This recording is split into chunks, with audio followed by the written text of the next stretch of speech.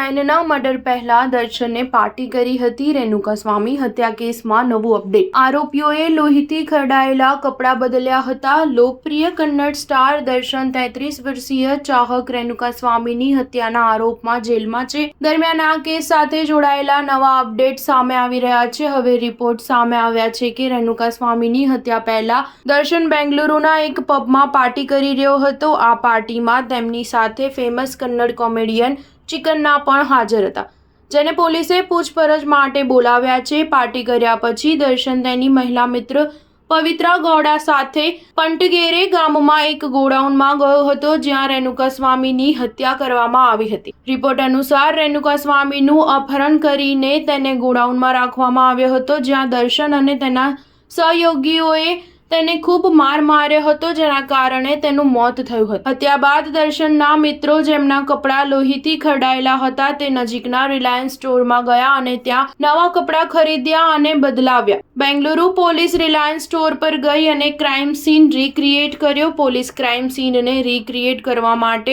દર્શનને મૈસૂર પણ લઈ જઈ શકે છે। સૂત્રોના જણાવ્યા અનુસાર આ કેસના આરોપી રાઘવેન્દ્રના ચિત્રદુર્ગા ઘરમાંથી રેણુકા સ્વામીની સોનાની ચેન અને પાકીટ પણ મળી આવ્યું છે। પોલીસે આ કેસમાં અત્યાર સુધીમાં દર્શન અને પવિત્રા સહિત 19 લોકોની ધરપકડ કરી છે।